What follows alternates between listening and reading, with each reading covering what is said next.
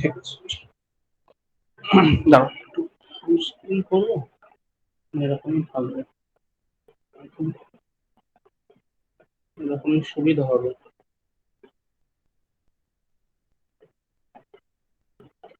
লেআউটটা কিরকম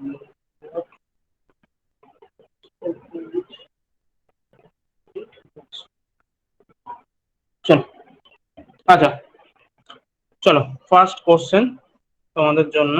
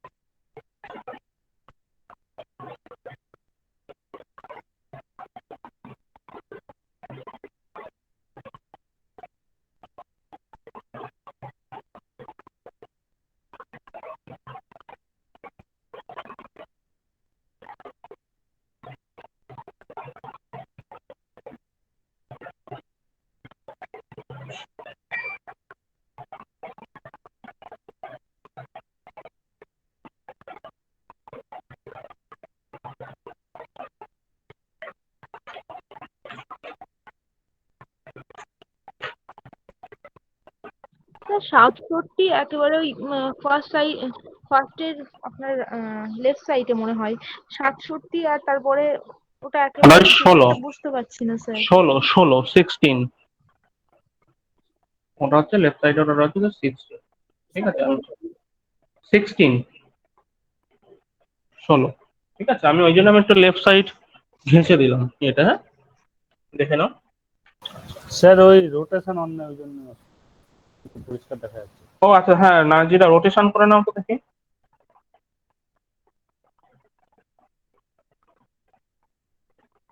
হ্যাঁ sir, rotate করে নিয়েছি তবুও হচ্ছে না। রোটেট করে হচ্ছে না, আমি কিন্তু ওদিকে সরিয়ে দিয়েছি, অর্থাৎ আমি আর একটু সরিয়ে দিচ্ছি, ক্যামেরাটা একটু সরিয়ে দিলাম ওদিকে, ক্যামেরাটা আমি অ্যালাইনমেন্টটা বাঁকিয়ে দিয়েছি, এবার দেখো, দেখতে পাবে মেবি। স্যার সিডির প্রবলেমটা মনে করাতে বলেছিলেন। হ্যাঁ, সেটা করাবো আজকে, চলো এটা করে নাও, তারপর আমি দিচ্ছি, আমি একটু মিক্সড জিনিসপত্র দিয়ে নিই, তারপর শুরু করছি।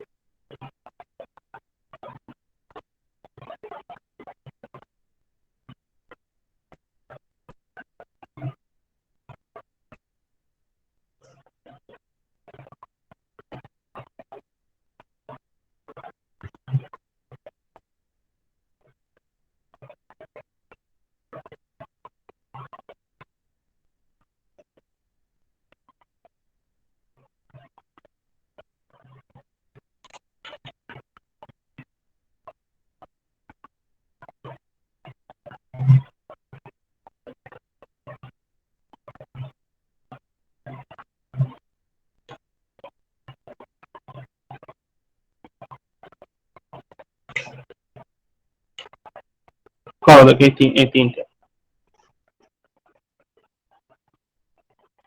তিনটে এরকম। স্যার ওটা 20,160। হ্যাঁ, 20,160, 20,160, ঠিক আছে।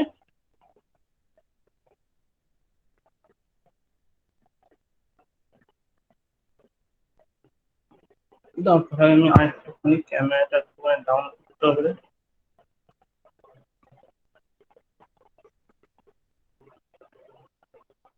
হুম,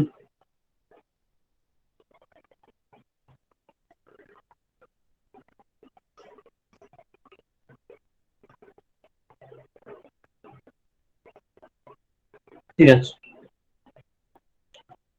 চলো আমি সরে যাচ্ছি, সাইড হয়ে গেল, দেখে নাও তিনটে করে নাও, তারপরে আজকে করাবো, কি বলেন, অর্ডার র্যাঙ্কিংটাও করিয়ে দেবো। আমি একটু মিক্সড কিছু দিই, তারপরে অর্ডার র্যাঙ্কিং, ঠিক আছে, করো।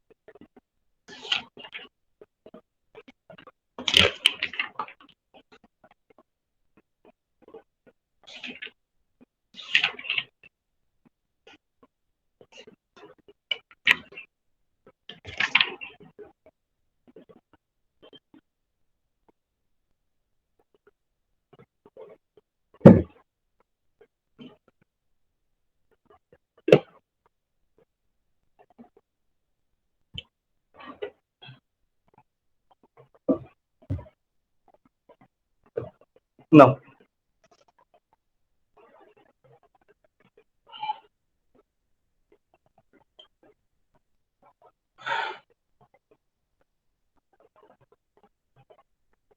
কখন ক্লাস, এরা দেখে না নাকি আমি বুঝি না। ধরো তো একটুখানি, ওই গ্রুপটা তো দিয়েছি।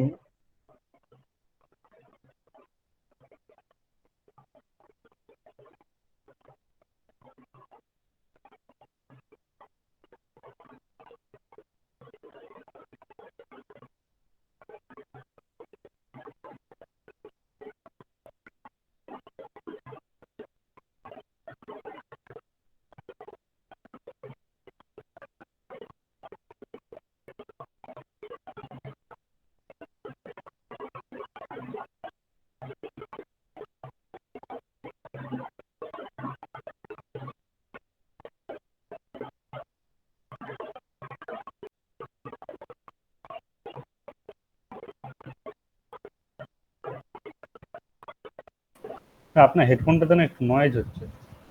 নয় হচ্ছে হেডফোন, আচ্ছা আমি off করবো।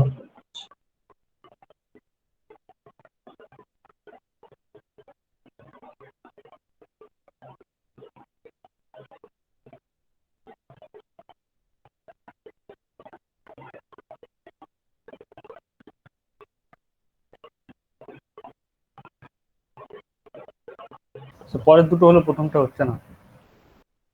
প্রথমটা হচ্ছে, আচ্ছা চলো, আচ্ছা এখান থেকে শুরু করা যাক।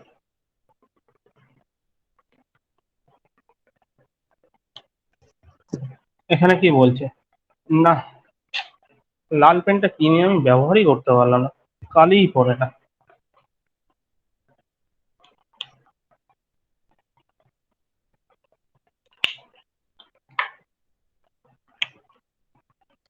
93 মাইনাস 27 করলে কত দাঁড়াচ্ছে? কত দাও 6 6 দাও 13, তাই তো? আর এখান থেকে তোমার মাইনাস করলে আমি পেলাম হচ্ছে 66। ক্লিয়ার? একে আবার -3 করলাম, হলো 63 পেলাম। পরেরটা 79 মাইনাস 38 কত? 1। আর কি করলে পেলাম 4, 41 হলো। 41 থেকে আমি 4 বাদ দিলাম, পেলাম 37 হলো। তাহলে প্রথমে 3 স্যার মাইনাস হয়েছে। আমি প্রথমে এরকম করে করছিলাম, কিন্তু স্যার পরে ভাবছি যে এরকম কি সিরিজ সিকোয়েন্স কি এরকম আনা যাবে এতে? একদমই যাবে। তাহলে প্রথমে আমার এতে স্যার হচ্ছে, সিরিজ আনতে পারবো? হ্যাঁ হ্যাঁ, তাহলে প্রথমে কি দেখা যাচ্ছে আমার 4 মাইনাস হচ্ছে, তারপরে 3 আসছে, 4 আসছে, মাইনাস হলো। এবার পরেরটাই আমরা দেখতে পাচ্ছি কি, এবার এখান থেকে এখানে মাইনাস করবো, -5 করবো, যা হবে আমার অ্যান্সার তাই। ঠিক আছে? এই এবার আসছে আমি পরেরটাতে। এই টাইপটা না, এই টাইপটা তো দেখে রাখো। এই টাইপটা বিসিএস এ খুব দেয়। এই টাইপটা ডাব্লিউবিসিএস এ ইদানিং দেওয়া শুরু করেছে। এটা কিন্তু আগে আসতো না। এই টাইপটা ডাব্লিউবিসিএস ইদানিং আসা শুরু করেছে। রিসেন্ট ডাব্লিউবিসিএস বলতে সম্ভবত এবছর প্রিলিমস এসেছিল, সম্ভবত এরকম টাইপটা, আমার খেয়াল পড়ছে না। স্যার প্রিলিমসে কি এটা কি মানে স্যার, এটা কি 5 হবে? এটা 5 হবে অ্যান্সার, হ্যাঁ 5 হবে অ্যান্সার এটা। ঠিক আছে? এবছর প্রিলিমস এসেছে। ঠিক আছে? নিয়মটাকে একটুখানি দেখে রাখো। মানে এর টাইপ খুব কম মার্কেটে, মানে এইরকম তুমি কোনো বইতে পাবে না। এটা মানে নতুন বানানো এই টাইপ। ঠিক আছে? ওই জন্য বানাতে গেলে তোমাকে কোশ্চেন অঙ্ক দিয়ে দিয়ে আগে বানাতে হবে, তারপরে কোশ্চেন প্র্যাকটিস করতে দিতে হবে। ঠিক আছে? এই তো ব্যাপারটা কি হয়েছে, সম্ভবত বোধহয় এটাই দিয়েছিল আমার মনে হচ্ছে। সম্ভবত দেখো তো প্রিভিয়াস ইয়ারের প্রশ্ন, এই প্রশ্নটাই মনে হয় পরীক্ষায় এসেছিল। ঠিক হ্যাঁ আছে? স্যার, প্রিভিয়াস ইয়ারে স্যার মিসলেনিয়াস না হলে এতে এসেছিল, কারণ এটা এইটাই একদম চেনা এক্সাক্ট এই চেনা মনে প্রশ্ন, হয়। এক্সাক্ট এই প্রশ্নটা এসেছিল। কি স্যার ব্যাপারটা হয়, মিসলেনিয়াস না হলে ডাব্লিউবিসিএস দুটো একটাতে এসেছিল। এই দুটোর মধ্যে একটাই এসেছিল। ব্যাপারটা কি রকম ভাবে হচ্ছে দেখে নাও। ব্যাপারটা এরকম দাঁড়াচ্ছে, এই দুটোই 9 আর 7 যোগ করে যেটা হবে, 9 আর 7 যোগ করে যেটা দাঁড়াবে সেটা হবে হচ্ছে আমার 16। 7 আর 8 যোগ করে যেটা হবে সেটা এই মিডিলের এই জায়গাটায় বসবে। আর এই দুটোকে যোগ করে যেটা হবে সেটা হবে আমার এখানে বসবে। এরকম ভাবে আস্তে আস্তে করে ব্যাপারটা এগোতে থাকে। আবার 16 আর এই মিডিলের এখানে ধরো 8 আর 7 যোগ করলে কত হচ্ছে, 15 আসছে।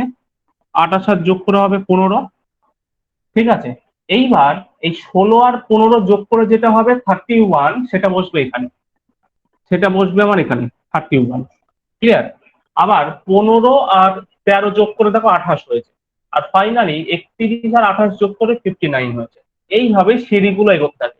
এখানে কোনো একটা জায়গায় ব্লক করে দিয়ে তোমাকে কোশ্চেন জানতে চাইবে। এখানে যেমন কোশ্চেন জানতে চাই তাহলে এখানে কত বসবে, তাহলে 13 হয়েছে, এখানে 8 আছে, তাহলে কত যোগ করলে 13 হবে, আমি আর 5 যোগ করে দেবো, তাহলে আমার 13 হয়ে গেল। তাহলে আমার অ্যান্সার কত?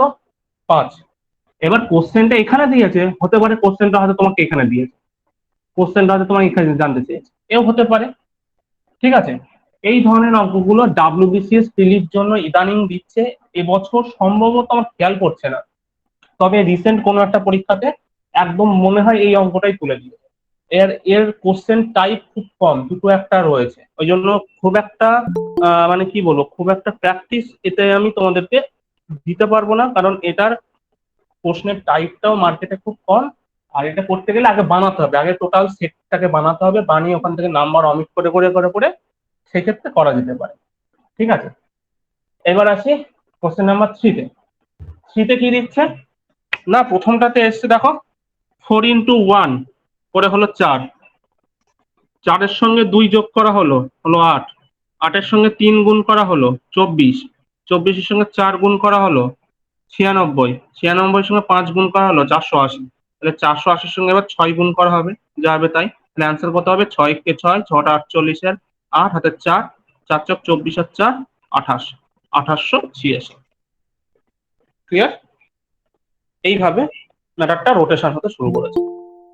ঠিক আছে? তাহলে এই টাইপটা একটুখানি ভালো করে বুঝে রাখো। এইটা কিন্তু মোস্ট ইম্পর্টেন্ট ইদানিং এর জন্য, ইদানিং বিসিএস পিসিএস যা বড় প্রশ্ন আসবে, পরীক্ষা আসবে, এই টাইপটা খুব মার্কেটে দিচ্ছে স্যার এই গোল ব্যাপার। হ্যাঁ বলো।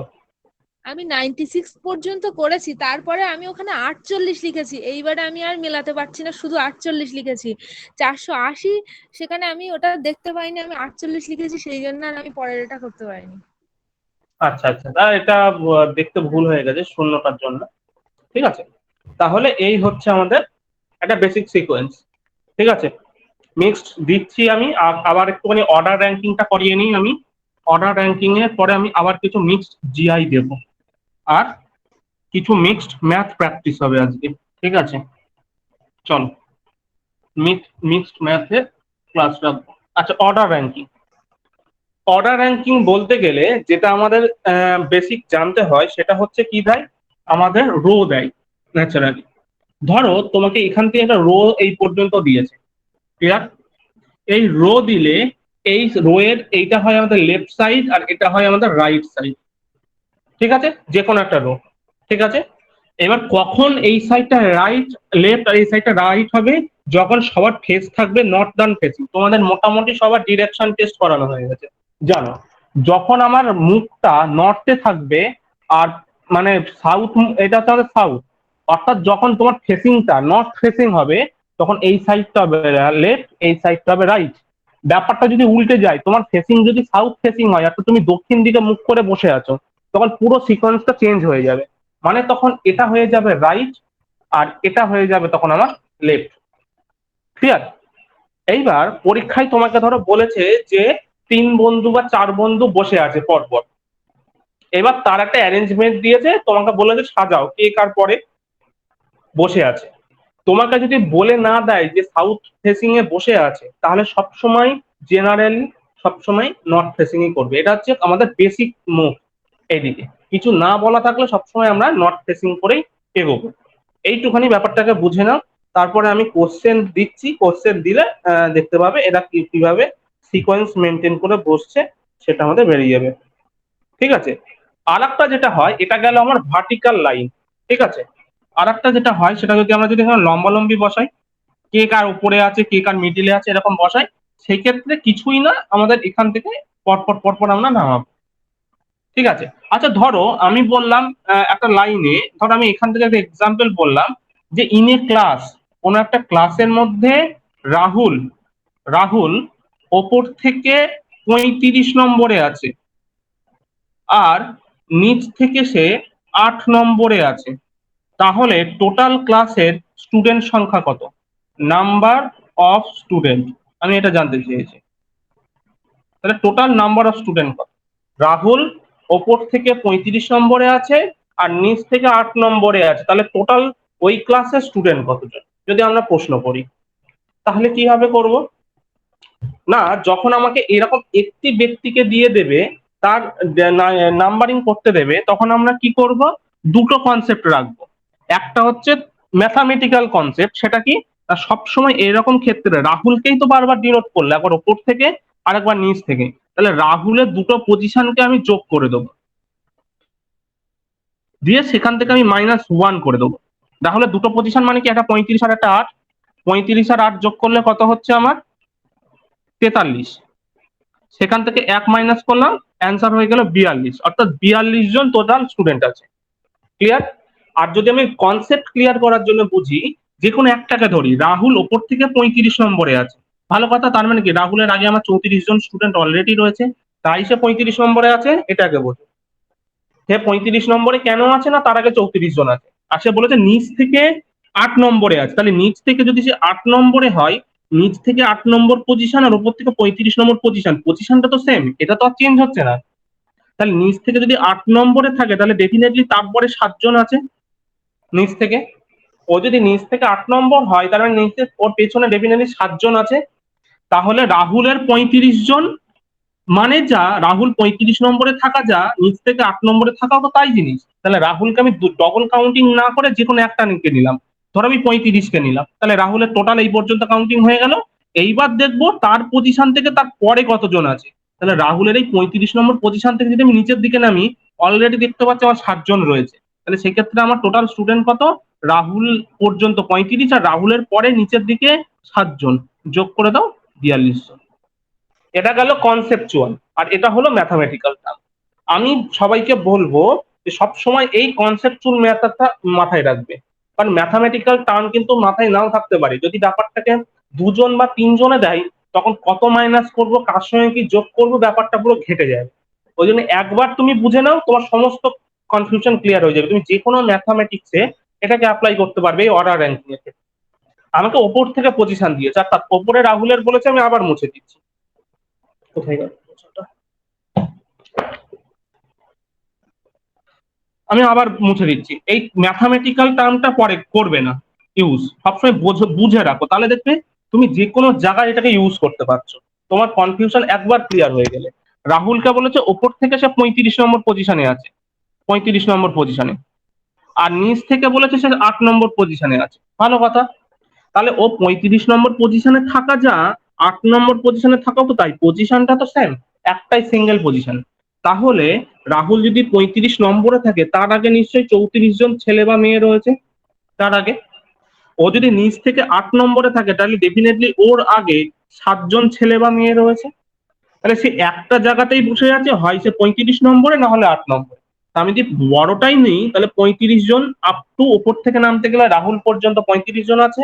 আমি যদি আরো নিচের দিকে নামি, রাহুলের পরেও তো আরো 7 জন রয়েছে, তাহলে 35 জন প্লাস রাহুলের পরে 7 জন, টোটাল 42 জন। আমি এই কনসেপ্টটাকে মাথায় রাখবো, আমি যে কোনো জায়গায় এই কনসেপ্টটাকে অ্যাপ্লাই করতে পারবো। বোঝা গেছে? এই জিনিসটা ক্লিয়ার হয়েছে? এইভাবে আমরা অর্ডার র্যাঙ্কিং গুলো করবো। এইটা পরে দেখছি, আগে আমরা এই ওপর নিচের ম্যাটারটা দেখে নিই, তারপরে আমরা এই লেফট রাইটের কেসে আসছি। ঠিক আছে? তোমরা বুঝতে পেরেছো? তোমাদের এবার আমি কোশ্চেন দিচ্ছি, একটা দুটো হাতে কলমে করে করো, তাহলে ব্যাপারটা হয়ে যাবে। ঠিক আছে? আমি শর্টে দিচ্ছি, আমি অঙ্কটা শর্টে দিচ্ছি। একটা অঙ্ক দিচ্ছি, ইন এ রো কোনো একটা রোতে মানিক কত নম্বরে আছে, 14th পজিশনে আছে। আমি অঙ্কটা শর্টে লিখছি, পুরো লিখছি না। 14th পজিশনে আছে কোথা থেকে না, from the top, from the top, top থেকে মানিক কত নম্বর পজিশনে আছে, 14 নম্বর পজিশনে রয়েছে। ঠিক আছে? ঠিক আছে? হ্যালো? ঠিক আছে, আচ্ছা। 14th পজিশনে রয়েছে, 14 নম্বর পজিশনে রয়েছে। আচ্ছা আচ্ছা, এবং যদি টোটাল টোটাল স্টুডেন্ট 40 জন হয়, টোটাল স্টুডেন্ট যদি 40 জন হয়, তাহলে মানিকের পজিশন এন্ড থেকে কত, Manik's position from the end, করো দেখি। টোটাল স্টুডেন্ট হচ্ছে 40 জন, তার মধ্যে উপর থেকে মানিক 14 নম্বর পজিশনে আছে, তাহলে নিচ থেকে কাউন্টিং করলে মানিক কত নম্বর পজিশনে আছে?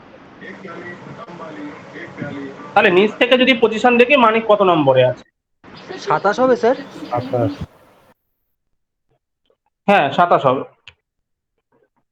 ঠিক আছে, নিচ থেকে করলে মানিকের পজিশন আসবে 27। আমি ক্যালকুলেশনে যাব না, আমি কনসেপ্টের হিসেবে আসছে, আমার উপর থেকে নিচ বলেছে, রাইট? তাহলে অ্যান্সারটা যখন বলা হয়ে গেল, সেই জন্য আমি দেখিয়ে দিচ্ছি, তোমরা তাহলে দেখে নাও। তাহলে টোটাল স্টুডেন্ট আমাকে বলে দিয়েছে 40 জন, এই পর্যন্ত আমার রাইট, এই পর্যন্ত আমাকে বলেছে।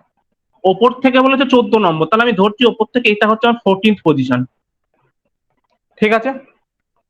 তাহলে ওপর থেকে যদি 14th পজিশনে থাকে, এটা হচ্ছে, আর নিচ থেকে কিছু একটা পজিশনে আছে, ধরো নিচ থেকেও এক্স নম্বর পজিশনে রয়েছে, তাহলে নিশ্চয়ই এক্স নম্বর পজিশন হলেও তার পরের স্টুডেন্ট গুলোও রয়েছে, তাই তো?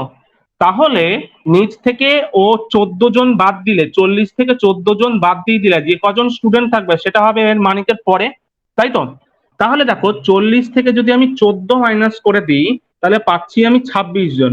অর্থাৎ মানিকের পরে আমি যদি উপর থেকে এরকম করে নামতে থাকি এইভাবে, তাহলে দেখবো এই পজিশনে মানিক রয়েছে, যেটা 14 নম্বর পজিশন, কিন্তু তারপরেও কতজন স্টুডেন্ট আছে, 26 জন স্টুডেন্ট আছে মানিকের পরে। কিন্তু নিচ থেকে মানিকের, এবার আমি তো উল্টো দিক থেকে ধরি, তাহলে মানিকের পরে 26 জন ছিল, তাহলে নিচ থেকে কাউন্টিং করলে মানিক কত নম্বরে আছে, 26 জনকে পার করে এইটাও তো একটা পজিশন, এই পজিশনে তো তাকে উঠতে হবে, 26টা পজিশন পার করে এই পজিশনে উঠতে হবে। তাহলে মানিকের পজিশন কোনো নিচ থেকে 26টা ছেলে মেয়ে প্লাস মানিক নিজে, দ্যাট মিনস মানিকের পজিশন কত, 27 নম্বর পজিশন। ক্লিয়ার? ব্যাপারটাকে এইভাবে বুঝে রাখো যে কিভাবে ক্যালকুলেশন গুলো হচ্ছে, তাহলে তোমাদের যে কোনো রকমের অ্যাপ্লাই করতে পারবে। সূত্র কিছু বোঝার দরকার নেই। ওই আগেরটা যেরকম +1 করেছিলাম, -1 করেছিলাম, আর এবার +1 করলাম, তোমরা বুঝে রাখো কেন প্লাস করেছে আর কেন মাইনাস করেছে। ক্লিয়ার?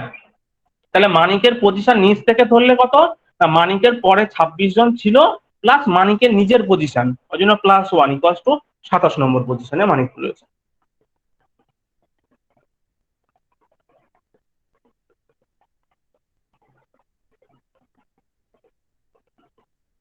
হয়েছে? ক্লিয়ার হলো? এই অর্ডার র্যাঙ্কিংটা কিন্তু খুব ভালো করে করবে স্টাফ সিলেকশনের জন্য, অর্ডার র্যাঙ্কিংটা ভালো করে করবে বিসিএস প্রিলিমস এর জন্য। ঠিক আছে?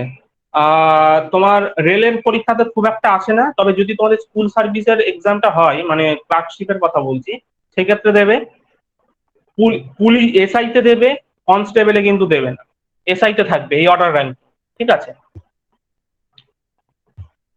এগুলো কিন্তু সব অর্ডার র্যাঙ্কিং এর বেসিক কোশ্চেন। নেক্সট প্রশ্ন আমি আবার একটা দিচ্ছি, দেখো। ইন এ রো, কোন একটা রো, রো মানে কিভাবে রয়েছে, রো মানে হচ্ছে এইভাবে রয়েছে, রো মানে এইভাবে রয়েছে। ক্লিয়ার? কোশ্চেনটা হচ্ছে ইন এ রো, সবাই কোথায় কোন ফেসিং এ আছে, সমস্ত ছেলে মেয়ে নর্থ ফেসিং এ আছে। আমি শর্টে লিখে বোঝানোর জন্য, সবাই নর্থ ফেসিং এ রয়েছে। ঠিক আছে? তারপরে বলছে এ, এ একজন ব্যক্তি, A is 16th position, A is 16th from the left. আচ্ছা, 16th পজিশন লিখবো না, 16th from the left and, 16th পজিশনে রয়েছে এবং সে লেফট এন্ড থেকে এতে রয়েছে। 2 নম্বর বলছে C is 16th from the right end, right end থেকে রয়েছে, সি রয়েছে 16 নম্বর পজিশনে। নেক্সট বলছে কি B is 4th to the right of A, and and and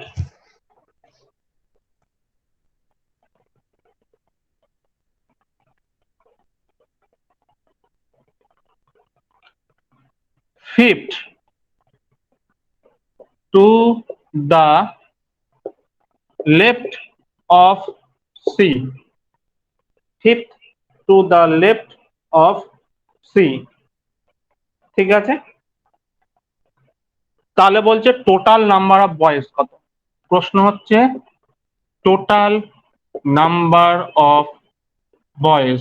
এবার দেখো ডান বাম করে তোমার পুরো খিচুড়ি করে দিয়েছে, আগের বারের মতো ওরকম অত সোজা সাপটা ভাবে দেওয়া নেই, ডান বাম ডানে বামে করে ব্যাপারটাকে পুরো ঘন্ট করা রয়েছে ম্যাটারটা।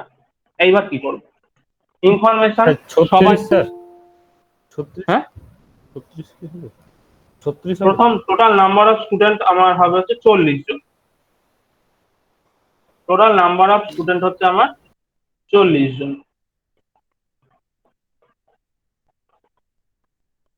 করো থেকে একবার, একবার একটু চোখ বুলিয়ে নাও, আমি একবার পড়ে দিচ্ছি। সবাই নর্থ ফেসিং এ আছে, এ হচ্ছে কত নম্বর পজিশনে রয়েছে, এ হচ্ছে 16th পজিশনে দেওয়া রয়েছে।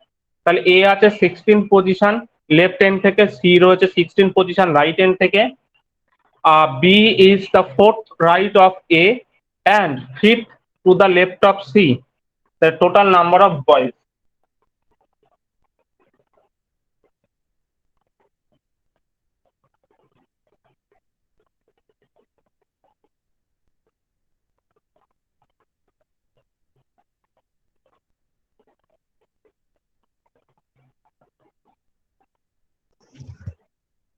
হ্যাঁ স্যার 40 আসছে। 40 আসছে। এই হচ্ছে আমার কোশ্চেন। এইটা হচ্ছে এমন একটা কোশ্চেন যেটা তোমার খিচুড়ি করে দেবে। এরকম টাইপের প্রশ্ন আমাদের কঠিন কঠিন কম্পিটিটিভ এক্সাম গুলোতে এরকম টাইপের প্রশ্নগুলোতে। ঠিক আছে, তো তার সলিউশনটা কেমন হতে পারে? না, প্রথমে আমি আগে আমাদের চার্ট করে নেব, আমাদের এই লিস্ট করে নেব। এগুলো কিন্তু তোমাকে স্পিড বাড়াতে হবে প্র্যাকটিসের মাধ্যমে, এর কিন্তু কোনো শর্টকাট হবে না। তা আমাকে বলেছে কি এটা আমার তাহলে লেফট হ্যান্ড আর এটা হচ্ছে আমার রাইট হ্যান্ড, কারণ আমি ফেসিং কোন দিকে, উত্তর দিকে ফেসিং হচ্ছে মানে উপরের দিকে ফেসিং। এবারে কি বলছে, A is the 16 from the left hand. এদিক থেকে কোনো একটা পজিশন হচ্ছে এ, যেখানে এ বসে আছে কত নম্বর পজিশনে বসে আছে, 16 নম্বর পজিশনে বসে আছে। আর এদিক থেকে আসছে কোন একটা ঘর, এটা হচ্ছে আমার কার ঘর যেন, সি এর ঘর। সি যে এদিক থেকে 16 নম্বর পজিশনে আছে, এইভাবে এইভাবে। ঠিক আছে, 16 নম্বর পজিশনে আছে। তাহলে এ লেফট হ্যান্ড থেকে 16 নম্বর পজিশনে আছে, মানে ডেফিনেটলি এই পয়েন্টটা আর এর মাঝখানে 15 জন ছেলে আছে। ডেফিনেটলি সি আর এই পয়েন্টটার মাঝখানেও 15 জন ছেলে আছে। এই পর্যন্ত ক্লিয়ার হলো? হ্যাঁ। বি এর থেকে রাইটে 4 নম্বরে, তার মানে এখান থেকে যদি আমি 1 2 3 4 এরকম করে ঘর কাটতে থাকি, তাহলে দেখবো বি এর থেকে এদিকে, রাইট মানে কি এদিকে যাবে, তাই তো? রাইট মানে এদিকে, রাইটের দিকে 4 নম্বর পজিশনে, মানে একটা ঘর, দুটো ঘর, তিনটে ঘর, 4 নম্বর। এই 4 নম্বর ঘরে আমার বি বসে আছে। অন্যদিকে বি এর যে পজিশনটা সেটা সি থেকে কত দিকে, না সি এর থেকে এটা কোনটা, বাঁ দিকে। বাঁ দিকে কত নম্বর ঘরে বসে আছে, 5 নম্বরে। তাহলে দেখি আমি 1 2 3 4 আর এটা হচ্ছে 5 নম্বর ঘর। তাহলে এ আর বি এর মাঝখানে কতজন আছে, এ যদি 4 নম্বরে হয়, এ আর বি এর মাঝখানে 3জন স্টুডেন্ট আছে, কারণ বি হচ্ছে 4 নম্বর ঘর। সি আর বি, সি বি এর থেকে কত, সি বি সি এর থেকে কোন দিকে রয়েছে, না 5th নম্বর পজিশনে রয়েছে। ডেফিনেটলি বি আর সি এর মাঝখানেও আমার রকম 4জন স্টুডেন্ট, কারণ বি কে ধরে 5 হচ্ছে, তো সি থেকে বি 5th নম্বরে রয়েছে, তার মানে বি আর সি এর মাঝখানে 4জন রয়েছে। তাহলে টোটাল নাম্বার অফ স্টুডেন্ট আমাকে জানতে চেয়েছে। তাহলে 15 জন স্টুডেন্ট, এদের দুজন মাঝখানে, বি আর এর মাঝখানে 3জন হলো, বি আর সি এর মাঝখানে 4জন গেল। এ একজন ব্যক্তি, বি একটা ব্যক্তি এন্ড সি একটা ব্যক্তি। টোটালটাকে যোগ করে দাও এবার। তাহলে 15 15 18, সরি 15 আমি একটা লিখেছি, আর এদিকে একটা 15 রয়েছে। বি সি আর এই এন্ড এর মাঝখানে একটা 15 রয়েছে, তাহলে 15 15 30, 15 15 30 হলো, 30 আর 7 37, 38 39 40। টোটাল নাম্বার অফ স্টুডেন্ট কত, 40 জন। ব্যাপারটা বোঝা গেছে? দেখে নাও, কাউন্টিংটা ক্লিয়ার হয়েছে। স্যার লেফট এন্ড আর রাইট এন্ডে যারা বসে রয়েছে সেগুলো কাউন্ট করবো না? হ্যাঁ, তো তাই তো কাউন্ট করেছে, ওদের ধরেই তো 15 জন হয়েছে। আচ্ছা আচ্ছা, ওকে। লেফট হ্যান্ড থেকে এ 16 নম্বরে, তাহলে এ বাদ দিলে 15 জন, সেখানে এই লেফট হ্যান্ডকেও ধরে নিয়েছি, তো এখানেও রাইট হ্যান্ডকে ধরেছি, সেটা ধরেই 15 জন করে ধরেছি। তারপরে এ একটা ব্যক্তি, বি একটা ব্যক্তি আর সি একটা ব্যক্তি, এদেরকে এক এক করে ধরেছি, করে টোটাল করলাম 40 জন হচ্ছে।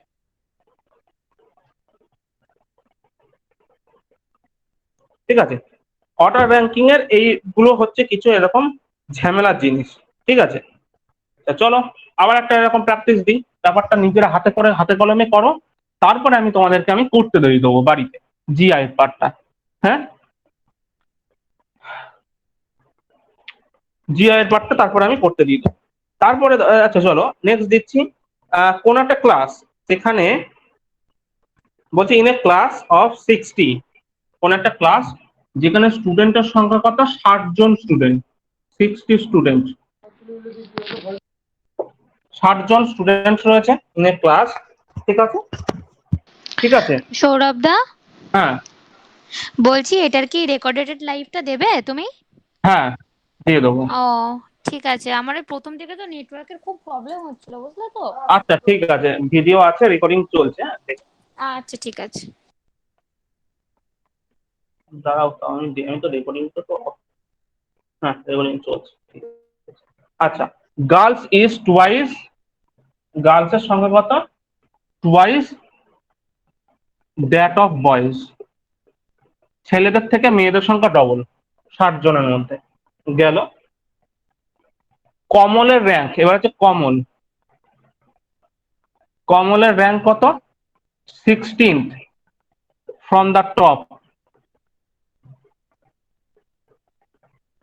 16th ফ্রম দ্য টপ, ঠিক আছে, 17th ফ্রম দ্য টপ, ঠিক আছে। 9 গার্ল অ্যাহেড অফ কমল, কমলের সামনে 9টা মেয়ে আছে,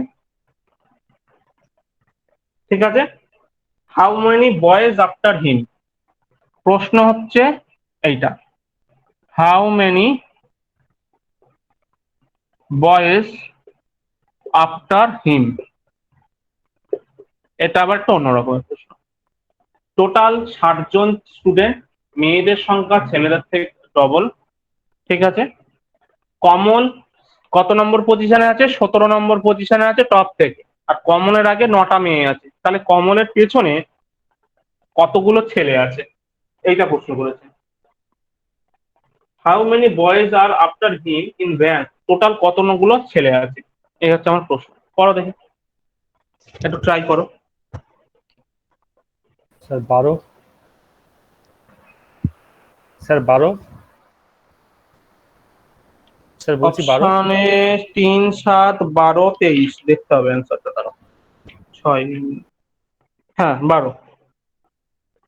তাহলে ওর আগে কতগুলো স্টুডেন্ট আছে? 12 জন আছে। একটুখানি দেখো সবার বাকি অ্যান্সার 12 হবে, ঠিক আছে। বাকি দুজনদের দেখো 12 বেরোচ্ছে কিনা। আচ্ছা, আভা রয়েছো, কালকে আভা ক্লাসে ছিলে না, রেকর্ডিংটা তুমি শুনেছো কিনা জানি না, বা তোমার ধরো 26 তারিখ থেকে তো মেন স্টার্ট হচ্ছে, তো এর মধ্যে থেকে কিন্তু সামনের সপ্তাহ থেকে ডেসক্রিপটিভের ক্লাস শুরু করবো, ঠিক আছে। একটা করে ইংলিশ ক্লাস রাখবো এবং সেটা ডেসক্রিপটিভের ওপরে রাখবো। ইংলিশটা করতে পারলে বাংলাও হয়ে যাবে, চাপ নেই। প্রথমে শুরু করব ট্রান্সলেশন আর হচ্ছে প্রেসি, এই দুটো দিয়ে। বাকিগুলো ডেটা করে নিলে হয়ে যাবে, কিন্তু ট্রান্সলেশন আর প্রেসিস করতে হবে, ঠিক আছে। তো সামনের সপ্তাহে ধরে রাখো ইংলিশ ডেসক্রিপটিভের ক্লাস থাকবে, হ্যাঁ। বোর্ড ওয়ার্কেই হবে পুরোটা, লিখে লিখে লিখে লিখে ক্লাসগুলো চলবে। দেখা যাক কতগুলো আমরা প্র্যাকটিস গুলো করতে পারি। আচ্ছা চলো দেখো 12 বেরোচ্ছে কিনা।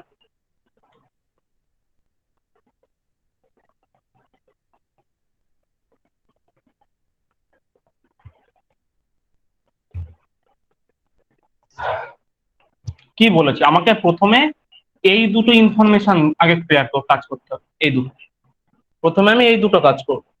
60 জন স্টুডেন্ট, ছেলেদের সংখ্যা মেয়েদের হাফ, তাহলে ছেলেরা যদি এক্স হয় মেয়েরা তাহলে 2x, এইভাবে আমরা করেছিলাম। আর টোটাল স্টুডেন্ট কত? 60।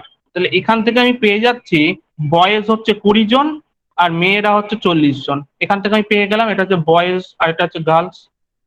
তাহলে ছেলেদের সংখ্যা 20 জন টোটালে, আর মেয়েদের সংখ্যা টোটালে 40 জন। আমি নাম্বারটা না পেলে তো আমি এটা করতে পারবো না, তাই তো? ভালো কথা।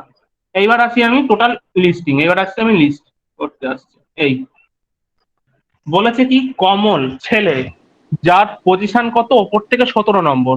কমল ওপর থেকে 17th পজিশনে রয়েছে, 17 নম্বর পজিশনে আছে, ভালো কথা।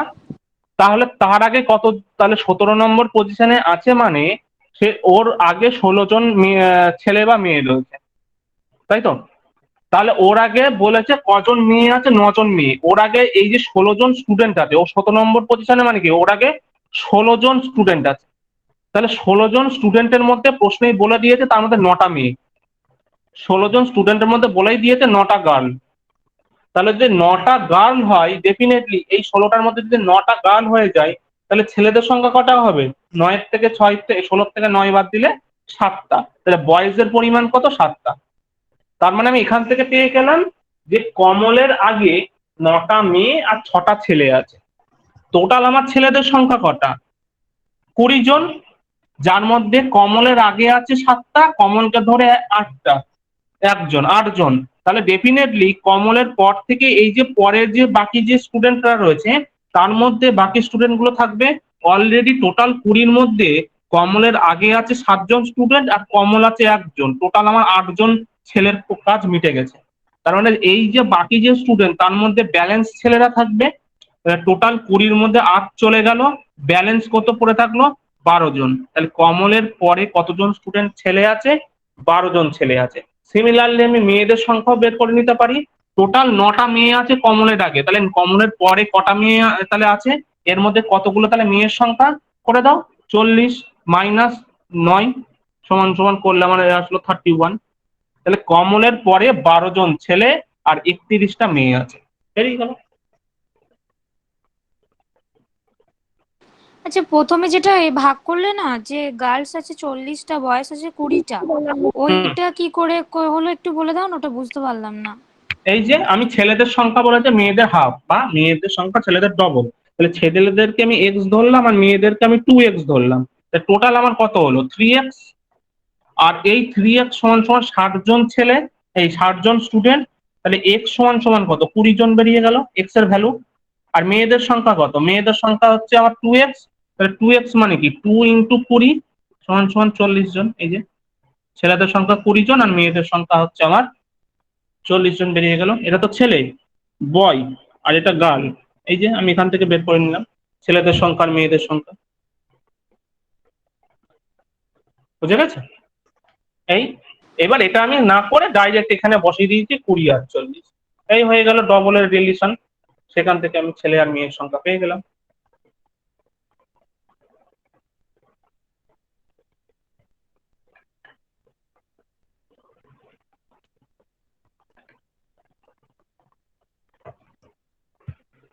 দেখে নাও।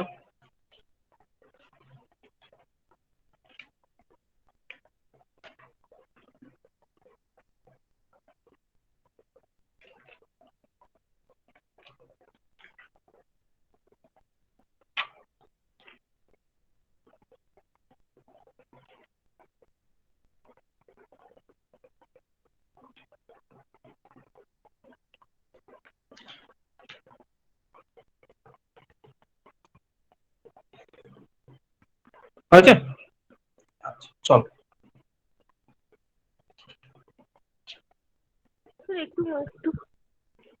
নিয়ে নাও।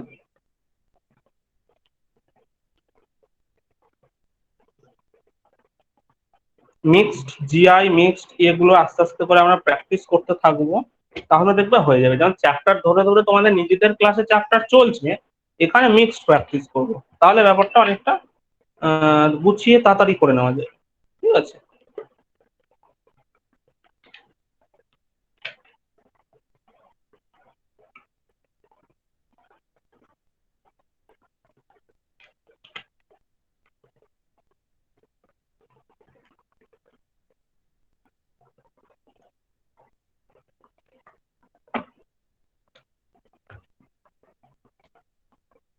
তারপরে তোমাদেরকে দিচ্ছি স্টাফ সিলেকশন, একটা টাইপ আছে। স্টাফ সিলেকশনে কিছু টাইপ আছে, সেই টাইপ থেকে কিছু করতে দিচ্ছি। দেখো,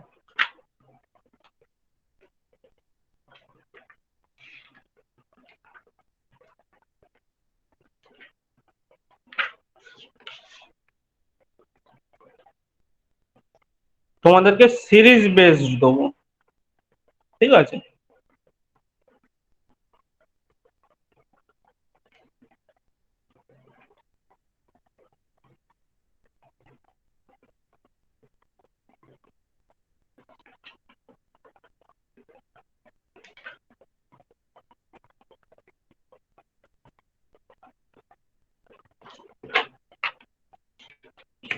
দেখে নাও, কোনো জায়গায় প্রবলেম থাকলে বলো।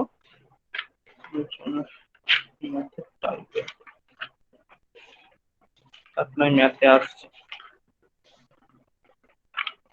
স্টেটমেন্ট কনক্লুশনটা, ওটা করাইনি। স্টেটমেন্ট কনক্লুশনটা একদম শেষের দিকে গিয়ে করাবো।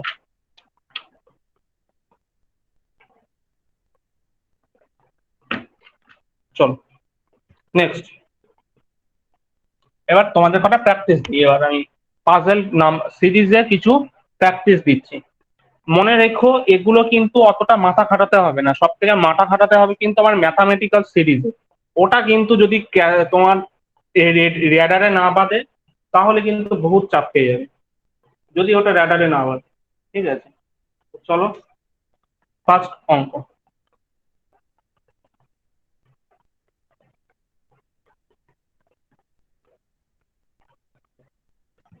ঠিক আছে,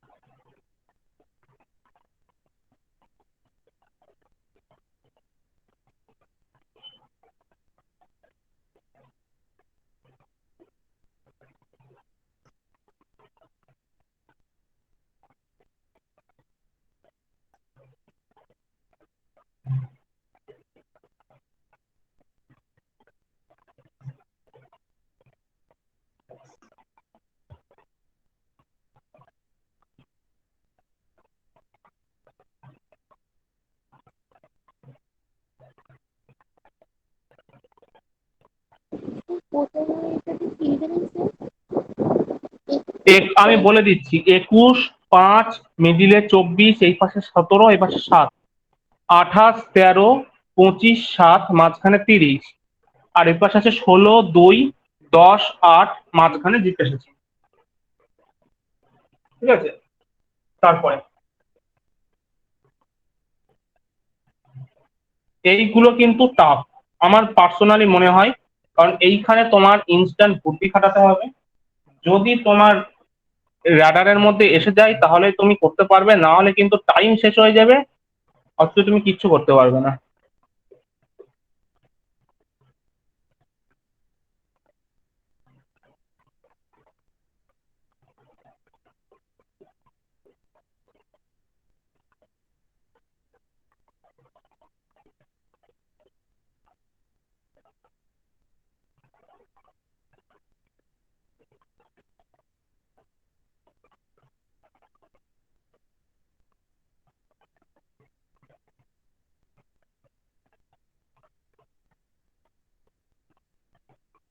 এই টাইপের গুলো কিন্তু সবাই শুধুমাত্র পুলিশের জন্য নয়, বিসিএস এর পরীক্ষার জন্য কিন্তু প্রিপারেশন প্র্যাকটিস করতে হবে, এই সমস্ত নাম্বার পাজল সিরিজ গুলো।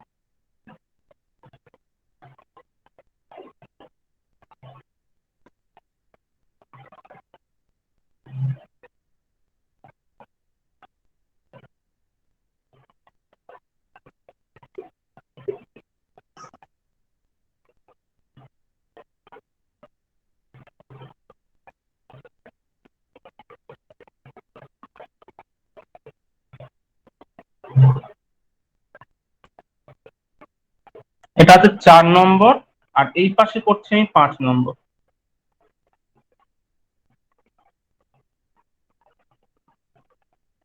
5 নম্বরের একটা বক্স রয়েছে।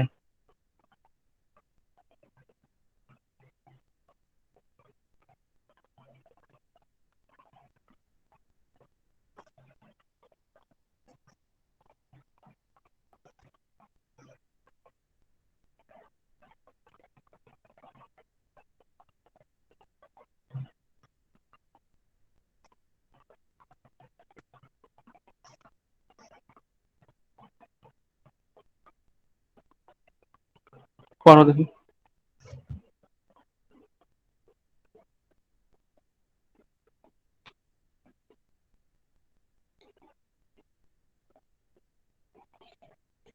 সময় নাও, ভাবো, কারণ এইগুলো কিন্তু কঠিন। আমার মনে হয় এইগুলোকেই সাবধানভাবে প্র্যাকটিস করতে হবে।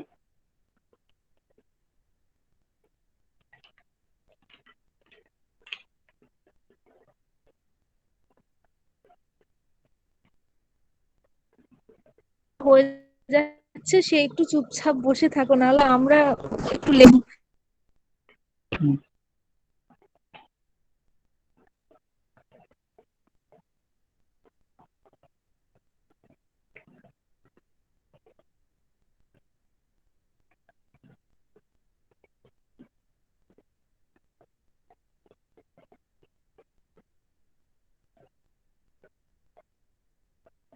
স্যার 3 নম্বরটা শুধু মিলছে না। 3 নম্বরটা মিলছে না, চলো দেখা যাক, সবাই করে নিবে। 5 মিনিট সময় নাও।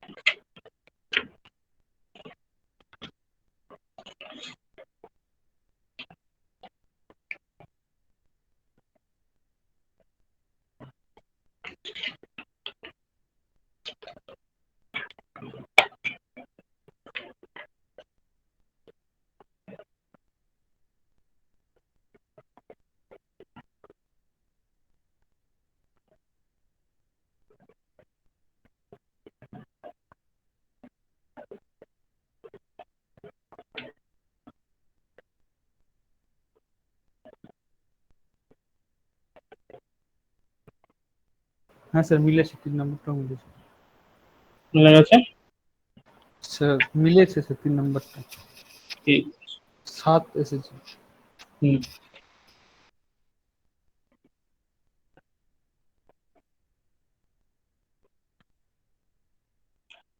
জিআই তে এইগুলো, এই ধরনের টাইপ টোটালটাকে, যেগুলোকে আমরা ম্যাথামেটিক্যাল সিরিজ বলি, এর তো হাজার একটা টাইপ আছে।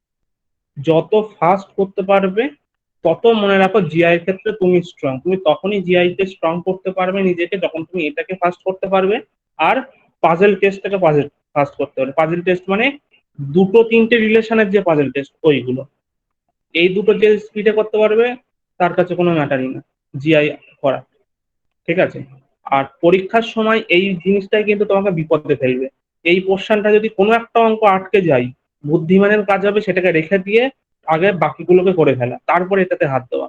কারণ এ কিন্তু তুমি মাথায় না খাটাতে পারলে ডেফিনেটলি অ্যান্সার করতে পারবে, ঠিক আছে? আচ্ছা চলো দেখি এখানে আর কি হাবিজাবি দেওয়া রয়েছে। আর লাল পেনটাই তাপ করছে না। চলো প্রথম থেকেই আসি। এইটা প্রথমটা কি বলছে দেখো, এটা হচ্ছে কি না, এই দুটোর মাইনাস, এই দুটোর মধ্যে মাইনাস করছে। এখানে কি করছে 21 মাইনাস 17 আসছে ক্যামেরায়, লাল কালিটা আসছে। 21 মাইনাস 17 করলে যে অ্যান্সারটা বেরোবে তার সাথে 5 আর 7, 5 যোগ 7 করে দেবো বাই 2। তাহলে কি দাঁড়াচ্ছে 21 আর 7 থেকে 17 মাইনাস করলে কত দাঁড়াচ্ছে 3 আর 1 4 গুণিতক 7 আর 5 12 মাইনাস 2 করলে 6 সমান সমান হয়ে গেল আমার 24। এই দুটোর মাইনাস গুণিতক এই দুটোর যোগফল বাই 2। ক্লিয়ার? এখানেও তাই, সিমিলারলি যদি আমি করি তাহলে এখানেও তাই আমার করতে হবে 28 মাইনাস 5। তাহলে এখানে কি দাঁড়াবে আমি যদি করে দিই 28 মাইনাস 25 ব্রাকেট গুণফল 13 যোগ 7 বাই 2। তাহলে কত হচ্ছে 3 গুণ 10 সমান সমান 30 পেয়ে গেলাম। এখানে তাহলে করি, এখানে করলেও তাই বেরোবে 16 মাইনাস 10 গুণিতক 2 যোগ 8 বাই 2। তাহলে 16 মাইনাস 10 করলে কত 6 আর 8 আর 2 এর 10 বাই 2 মানে 5। তাহলে অ্যান্সার কত দাঁড়াচ্ছে 30। স্যার হ্যাঁ আরেক রকম ভাবে আমি করছিলাম। বলো। ওই যে প্রথমেরটা দেখুন 27 যোগ 17, হ্যাঁ, হুম হুম আর বিয়োগ 5 যোগ 7 পেলাম স্যার। কত পেলাম? পেলাম 27 থেকে 3 কমিয়ে দিলাম 24। পরেরটি ওরকম ভাবে চলে আসছে। প্রত্যেকটাতে 3 করে কমছে। হ্যাঁ স্যার। তো ওটাও হতে পারে সিরিজ, তুমি যেভাবে বের করছো, আমি এই যে সিকোয়েন্সটা করলাম এটাও হচ্ছে, তুমি ওটা ধরে করতে পারো, ঠিক আছে? 2 নম্বর, 2 নম্বরে কেমন আসছে 2 নম্বর হচ্ছে সব বর্গক্ষেত্রগুলো। যেমন আমি এখান থেকে যদি দেখি কি হচ্ছে না 11 স্কোয়ার মাইনাস 1 এর স্কোয়ার, 11 স্কোয়ার 121 মাইনাস 1 সমান সমান 120। নীল কালারটা দেখা যাচ্ছে না, কালোটাই, নতুন পেন কালি পড়ছে না কি, বুঝি না। চলো দেখতে পাওনি, আমি আরেকবার করে দিচ্ছি। এখানে কি দেখলাম 11 স্কোয়ার মাইনাস 1 এর স্কোয়ার, দ্যাট মিনস 121 মাইনাস 1 সমান সমান 120। তাহলে এখানেও তাহলে কি হবে, এটা যদি আমার ক্যালকুলেশন হয় তাহলে আমি অ্যান্সারটা তাহলে আমার কি দাঁড়াচ্ছে, তাহলে অ্যান্সারটা দাঁড়াচ্ছে এটাই। আমি যদি এইভাবে করি সেই ক্ষেত্রে তাহলে আমি এখানে করে ফেলি বড়টার স্কোয়ার মানে 5 এর স্কোয়ার মাইনাস 3 এর স্কোয়ার, এখানে করতে বলেছে 25 মাইনাস 9, দ্যাট মিনস 16 আমার অ্যান্সার। এখানে আমার 16 অ্যান্সার হলো। এটা গেল আমার দুই স্যার হলো। আমি করেছি স্যার ওই দুটোর যোগফল আর দুটো বিয়োগফলের গুণফল, মানে 12 আর 11 আর 1 এর যোগফল আর 11 আর 1 এর বিয়োগফল করলে হবে। তুমি দেখো যে অ্যাকচুয়ালি এগুলোর তো কোনো সিকোয়েন্স নেই, নির্দিষ্ট নিয়ম নেই, তুমি যে সূত্র দিয়ে অ্যাপ্লাই করে তোমার অ্যান্সারটাকে মেলাতে পারবে সেটাই তোমার রাইট অ্যান্সার, ঠিক আছে? আচ্ছা নেক্সট আসছে আমরা 3 নম্বরে। 3 নম্বরে কি করা না এই প্রত্যেকটা যোগফল হচ্ছে 200। এই যদি আমি টোটাল এই রো বরাবর যোগ করি এর যোগফল হবে 200। এখানেও তো যোগফল 200, এখানেও যোগফল 200, এখানেও যোগফল 200। তার মানে আলটিমেটলি যোগফল হচ্ছে আমার প্রত্যেকটা রোতে 200 করে করে রয়েছে। এই 200, এখানেও যোগফল 200, এখানেও যোগফল 200 আর এখানেও যোগফল 200ই হবে। তার মানে এখানে 3টে দেওয়া, তাহলে 200 মাইনাস 87 প্লাস 56 প্লাস 50 করে দাও। দেখো 200 মাইনাস এদের যোগফল করলে বেরোবে 193। তাহলে আমার অ্যান্সার কত? 7। ক্লিয়ার? অ্যান্সার বেরোচ্ছে আমার কত? 7। হ্যাঁ স্যার, এটা হয়েছে স্যার। আচ্ছা চল, এবার বাকিগুলো উপরের গুলো মুছে দিই। তোমরা যদি টোকার দরকার হয় টুকে নাও অঙ্কগুলো। এইগুলো খুব ভালো করে প্র্যাকটিস করবে, খুব ভালো করে এইগুলোকে প্র্যাকটিস করবে, তবেই কিন্তু মানে জিআইটাকে অ্যাটলিস্ট দাঁড় করানো যাবে পরীক্ষার মতো করে। বাকিগুলো কিন্তু পেরে যাবে, কিন্তু এটাতে কিন্তু সব থেকে বেগ দেবে। আমি পার্সোনালি যেটা বলছি, এটাই কিন্তু সব থেকে বেশি বেগ দেবে, বাকিগুলো কিন্তু ইজিলি হয়ে যাবে। এবার আসি 4 নম্বরে। 4 নম্বর তো সোজা। এই যে 4 নম্বরে কি দেওয়া রয়েছে? 5 এর স্কয়ার 25, 2 এর স্কয়ার 4, 8 এর স্কয়ার 64, তাহলে 1 এর স্কয়ার কত? 1। তাহলে অ্যান্সার হবে আমার 1। 1 এর স্কয়ার আমার 1। কেটে গেল। এটা একটু আরেকবার বলো। 5 এর স্কয়ার 25, 2 এর স্কয়ার 4, দেখে নাও। 8 এর স্কয়ার 64, তাহলে 5 এর স্কয়ার কত হবে? 25 হবে, তাই তো? 5 এর স্কয়ার তাহলে আমার আসবে 25। ঠিক আছে? আচ্ছা নেক্সট। নেক্সট আসছে আমি এই অঙ্কটা, এই অঙ্কটা নেক্সট। এখানে কি দেখাচ্ছে দেখে নাও। এখানে এই ব্যাপারটা কি দেখাচ্ছে না, প্রত্যেকটা ঘরের সঙ্গে 2 গুণ +1। যেমন ধরো আমি এই ঘরটা যদি ধরি, এখানে কত আছে? 3 আছে। 3 গুণ 2 +1, দেখো 7 রয়েছে। এই ঘরের সাবস্টিটিউট এইটা হচ্ছে, এইভাবে আসে। এই ঘরে সাবস্টিটিউট কোনটা? এইটা। এই ঘরে সাবস্টিটিউট কোনটা? জিজ্ঞাসা চিহ্ন। 5 এর জন্য কোনটা? 11। 7 এর জন্য কোনটা? 15। তাহলে ধর 5 এর জন্য দেখি 5 × 2 + 1 = দেখো 11। এই যে 5 এর ঘরের সোজাসুজি যাচ্ছে এই যে 11। এবার দেখো 7 এর সোজাসুজি আসছে 15 ঘর। 7 × 2 + 1 = 15। তাহলে সিমিলারলি 2 এর সঙ্গে আসবে আমার কোশ্চেন মার্ক, তাহলে কত আসবে? 2 গুণ 2 + 1, আলটিমেটলি আমার 5 অ্যান্সার। ঠিক আছে? আলটিমেটলি আমার আসছে কত? 5।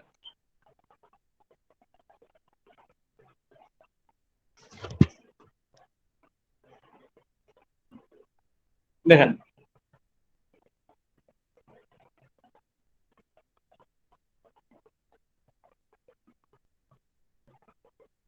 স্যার 2 গুণ, আমি আরগুলো বুঝতে পেরেছি, কিন্তু 2 গুণ 2 কি? এই 2 এর সাথে 2 গুণ হচ্ছে, প্রত্যেকের সাথে তো 2 গুণ হচ্ছে, তাহলে এই হ্যাঁ 2 হ্যাঁ এর সাথে 2 গুণ হচ্ছে আর +1 হচ্ছে। ঠিক আছে?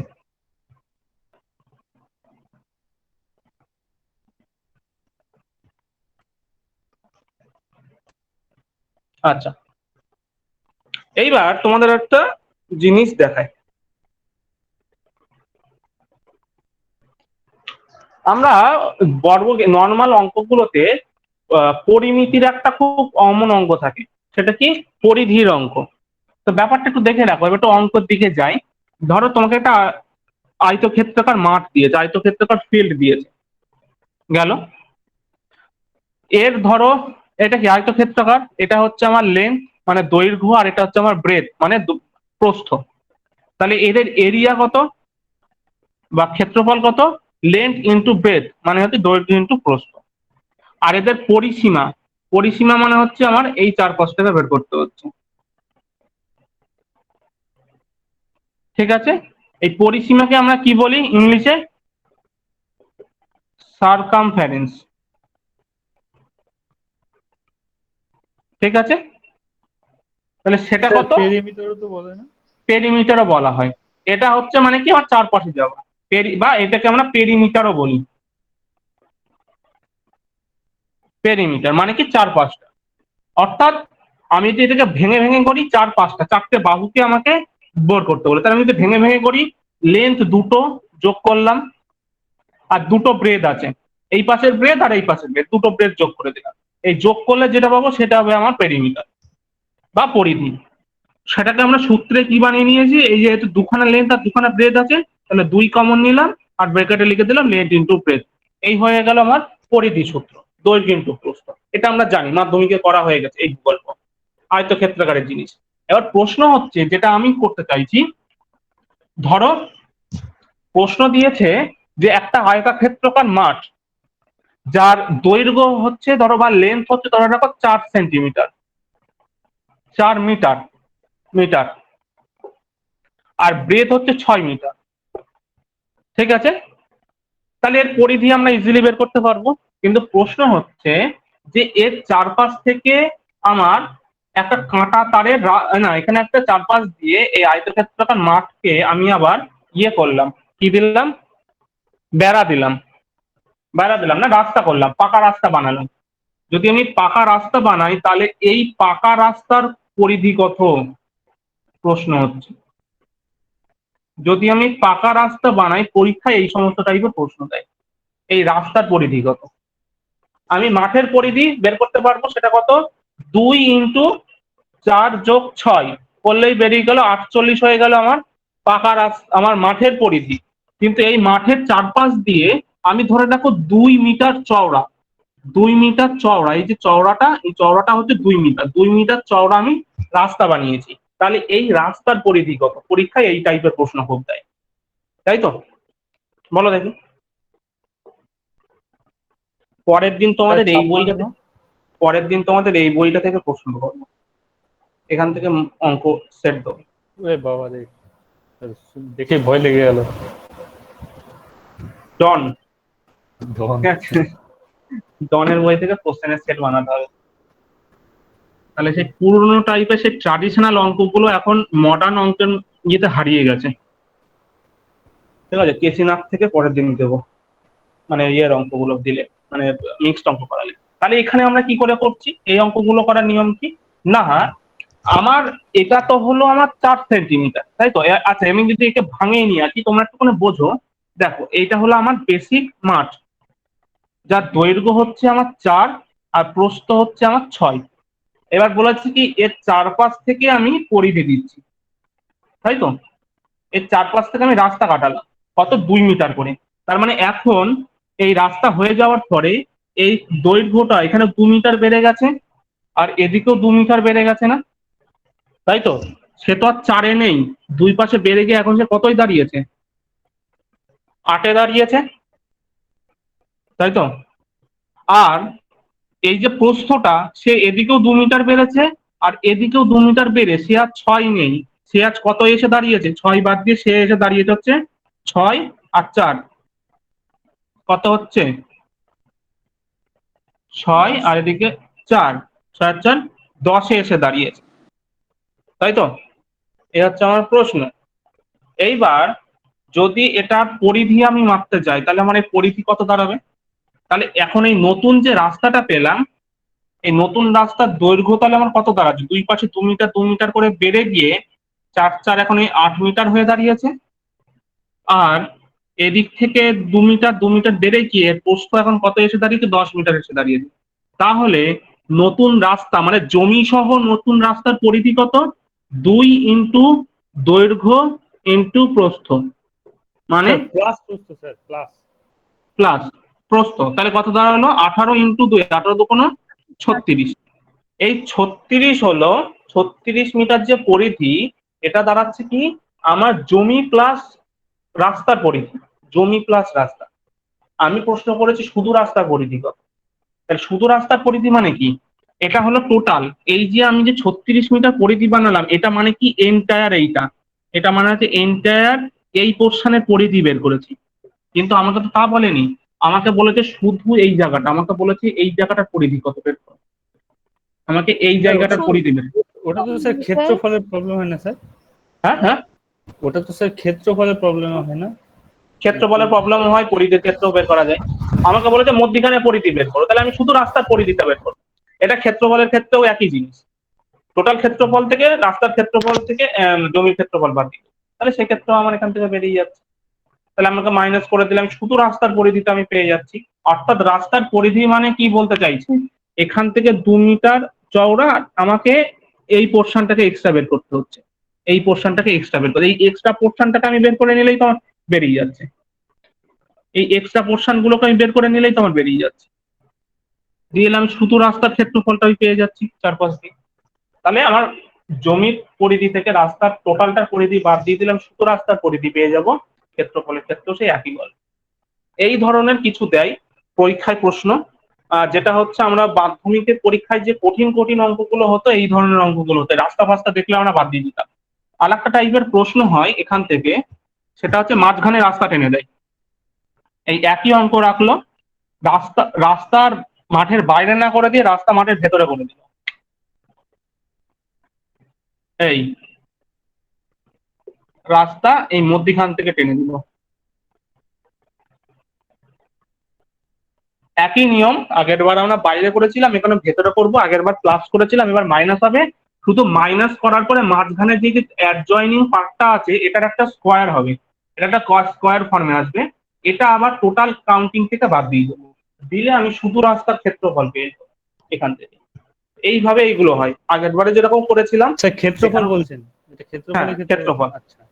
ক্ষেত্রফলের ক্ষেত্রে এখানে কি করব না, পুরো জমির একটা ক্ষেত্রফল হবে, আর মধ্যিখান থেকে রাস্তা ধরো 2 মিটার করে চওড়া, তাহলে 2 মিটার করে চওড়া, তাহলে আমি 2 মিটার রাস্তা পেলাম, এখান থেকেও আমি ক্ষেত্রফল পেয়ে যাব।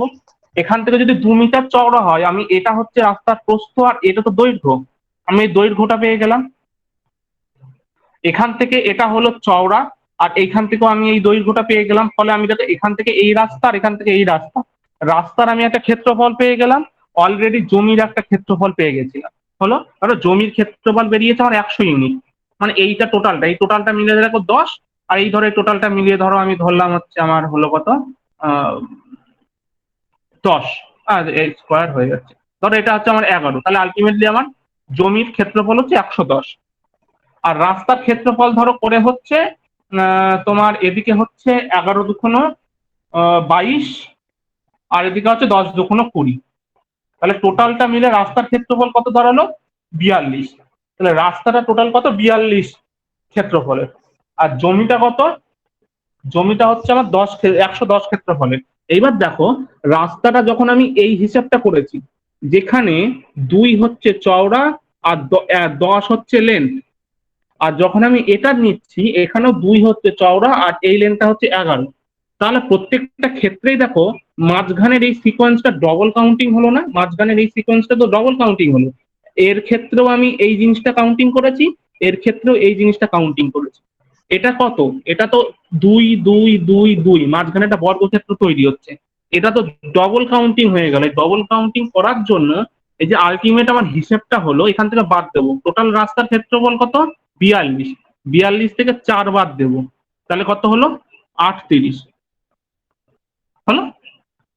তো এটা হলো রাস্তার ক্ষেত্রফল। এবার প্রশ্নটাই যেটা জমি, রাস্তা বাদ দিয়ে এই জমিগুলোর ক্ষেত্রফল কত, তাহলে 110 থেকে আমি যদি 38 মাইনাস করি, যেটা পড়ে থাকবে 2 3 4 4 7 72 স্কোয়ার কিলোমিটার। এটা হচ্ছে এই জমি বাদ দিয়ে, রাস্তা বাদ দিলেই ফাঁকা জমিগুলোর ক্ষেত্রফল। পরীক্ষায় এইরকম থেকে প্রশ্ন দেয়। বুঝে গেছে? আবার বলে নিই ম্যাটারটা কি দাঁড়ালো। প্রথমে আমি জমির ক্ষেত্রফল বের করলাম, তারপরে আমি রাস্তার ক্ষেত্রফল বের করলাম, দেখলাম মাঝখানের গুলো ডবল কাউন্টিং হচ্ছে, এই ডবল কাউন্টিংটাকে এড়ানোর জন্য মাঝখানের এই পোর্শনটাকে আমি মাইনাস করে দিলাম। অর্থাৎ মাইনাস করে দেওয়া মানে আমি এইভাবে পেলাম রাস্তা, মাইনাস করে দেওয়া মানে রাস্তাটা আমার এখন এরকম হয়ে গেছে, এই এই এই এই এই এই মাঝখানের এই পোর্শনটা আমি পুরো উড়িয়েই দিয়েছি, মাঝখানের পোর্শনটা উড়ে গেল এই বাদ দেওয়ার জন্য। তাহলে শুধু জমির ক্ষেত্রফল, এই রাস্তার ক্ষেত্র পেলাম 38, টোটালটা 110, মাইনাস করলে যে 72 পেলাম সেটা হচ্ছে এই ফাঁকা জায়গাগুলোর ক্ষেত্রফল। এইবার এদের পরিমাণ কিন্তু আমার টোটালটা মিলে আমি পেলাম 72। ঠিক আছে, এইভাবে আমাদের মেনসুরেশনের বেসিক আয়তক্ষেত্র চ্যাপ্টার গুলো দিয়ে দেয়। ঠিক আছে, তো পরের দিন আমি মেনসুরেশন থেকে তোমাদের কিছু মিক্স অঙ্ক করাবো। আজকে যেরকম একটুখানি কনসেপ্ট দেখালাম আয়তক্ষেত্র রাস্তার সম্পর্ক, পরের দিন করাবো, মানে আমি পুলিশের ক্লাসে তোমাদের আলাদা আলাদা তোমাদের নিজস্ব ব্যাচে, সেখানে আমরা মেনসুরেশন জিওমেট্রি এবার শুরু করব। ঠিক আছে, কারণ জিওমেট্রি মেনসুরেশন এবার টাচ করতে হবে। পাটিগণিত চলছে, বীজগণিত খানিকটা হয়ে গেছে, এবার এই পোর্শনটা হাত দিতে হবে। বুঝে গেছো? স্যার বল। বলছি আপনি এক জায়গায়, স্যার হ্যাঁ বলো বলছি বলো। আপনি এক জায়গায় ওই যে মাঠের ক্ষেত্রফলটা বার করার সময় ওই যে সূত্রটা লিখলেন 2 × L+B, ওই যে দিয়ে ওখানে দিলেন 2 × 8 + 10 = 36। আমি বুঝতে পারলাম না ওটা কিভাবে হলো, 36 কি করে হলো স্যার? 2 × 8 + 10, এটা করলে কত? 2 × 18, 18 × 36, ঠিক আছে? এই দুটো যোগ করলে তো 18 হ্যাঁ হচ্ছে। হ্যাঁ স্যার, অন্য হ্যাঁ, আমি ওখানে আচ্ছা। গুণ লিখেছি, হুম। 10 ও গুণ 8। আচ্ছা আচ্ছা, ঠিক আছে। তো এই হলো আমাদের এই চ্যাপ্টারটা। আচ্ছা, এবার আসি তোমাদের যা যা আমি পোস্ট করেছি তার কথায়। ইংলিশের তোমাদের একটা পিডিএফ দিয়েছি। ইংলিশের পিডিএফটা দিয়েছি হচ্ছে, সেখানে আমরা ম্যানিয়া, ফোবিয়া, এই সমস্ত জিনিসের সব একটা লিস্ট পেয়েছি, তাই তো? ধরো এবার একটুখানি আমি যে যে জিনিসগুলো পোস্ট করেছি তাই সম্পর্কে একটুখানি কিছু কথা বলি, দাঁড়াও। পিডিএফ কোথায় গেল?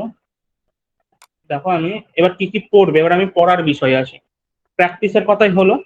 আচ্ছা দাঁড়াও, আমি একটু স্ক্রিন প্রেজেন্টিং করে নিই। স্ক্রিন প্রেজেন্টিং করে এগুলো একটু দেখে নাও। এগুলো এবার পড়ার কি বিষয় থাকছে সামনে পুলিশের জন্য। আচ্ছা দেখে নাও। তো প্রথম লিস্ট দেওয়া রয়েছে, সেটা হচ্ছে UNESCO world heritage site. UNESCO world heritage site থেকে সামনে তোমাদের যে রেলের পরীক্ষা যাদের আছে, আমি ক্যামেরাটা একটু অফ করে নিই। সামনে তোমাদের যাদের রেলের পরীক্ষা আছে, রেলের পরীক্ষার জন্য এই ওয়ার্ল্ড হেরিটেজ সাইট ভালো করে মুখস্থ করতে হবে। এর কোনো বিকল্প ব্যবস্থা নেই, ঠিক আছে? কি হলো, স্ক্রোল করে না কেন?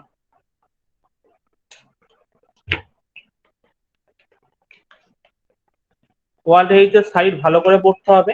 যেখান থেকে আমাদের সুন্দরবন কোথায় গেল, এই যে সুন্দরবন পরীক্ষায় খুব এসেছে, ঠিক আছে?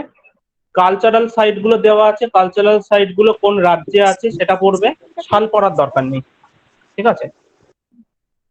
বলে নিই আমি আজ কারেন্ট অ্যাফেয়ার্স গুলো একটুখানি বলে নিই কি কি করতে হবে। ওয়ার্ল্ড হেরিটেজ সাইট থেকে কি কি করবে, সাইটের লোকেশন, কোন রাজ্যে আছে এবং কত সালে সেটা ওয়ার্ল্ড হেরিটেজ সাইটের মধ্যে পড়েছে, এটা। কালচারাল সাইটের মধ্যে কোন কালচারাল সাইট কোন রাজ্যে আছে সেটা পড়বে, সাল পড়ার কোনো দরকার নেই, ঠিক আছে? এটা এইভাবে চলতে থাকবে এইভাবে, ঠিক আছে? আর মিক্সড ওয়ার্ল্ড হেরিটেজ সাইটের মধ্যে কাজিরাঙ্গা ন্যাশনাল পার্ক দিয়েছে। তোমাদের রেলের, আমাদের রেলের কোন কোন সাইট গুলো ওয়ার্ল্ড হেরিটেজ সাইটের মধ্যে আছে তার একটা লিস্ট অলরেডি করে দিয়েছি, অতএব লাগবে না ওই বিষয় নিয়ে। নেক্সট আসছে থিম, ডেট অ্যান্ড থিম।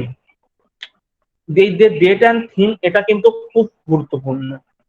এটা তোমাদের এসআই এর জন্য লাগবে, বিসিএস এর জন্য লাগবে, মিসলেনিয়াস এর জন্য লাগবে, রেলের গ্রুপ ডির জন্য লাগবে, এসএসসির ক্লার্কশিপের জন্য লাগবে, ঠিক আছে?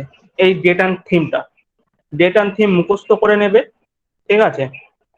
এখানে পুরো মানে কি ডেট আর অনুষ্ঠান, এই যে national safety day 4th March হচ্ছে, এটা কিন্তু কমন। শুধু এবছর সড়ক সুরক্ষা বা রোড সেফটির কথা বলা আছে, পরের বছর হয়তো অন্য কিছু হয়ে যাবে, ফলে থিমটা চেঞ্জ হবে। বাদ বাকি কিন্তু এই ডেট গুলো কিন্তু থিম, মানে সারা বছর 11ই মার্চ কিন্তু আমরা ওয়ার্ল্ড কিডনি ডে হিসেবেই পালন করব। শুধু এবছর living well with kidney disease আছে, পরের বছর চেঞ্জ হয়ে যাবে এই স্যার পার্টটা। বলছি এখানে এখানে তো কি বলবো 365 দিনের জায়গাতে তার চেয়ে বেশি বোধহয় ইয়ে আছে, মানে ইভেন্ট আছে। একটা হ্যাঁ, দিনে দুটা তিনটা করে স্যার ইভেন্ট আছে।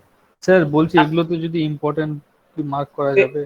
এখান থেকে মান্থলি অনুযায়ী মার্ক করে দেবো, মাস করে করে, ঠিক আছে? হ্যাঁ স্যার। তোমরা আইটাকে রেখে দাও, মাস করে করে মার্ক করে দাও, ঠিক আছে? আচ্ছা, এই একই জিনিস তোমাদের স্যার স্যার যখন ওই, স্যার হ্যাঁ বল। বলছি এপ্রিল আর মে মাসে তো ধরে নিন মক টেস্টে আছে, হ্যাঁ। হুম হুম, এপ্রিল আর মেটা যদি মানে পরের ক্লাসে যদি দেখিয়ে দেন তাহলে ওটা মুখস্থ করে নিতে পারবো তাড়াতাড়ি। ঠিক আছে, তাই হবে।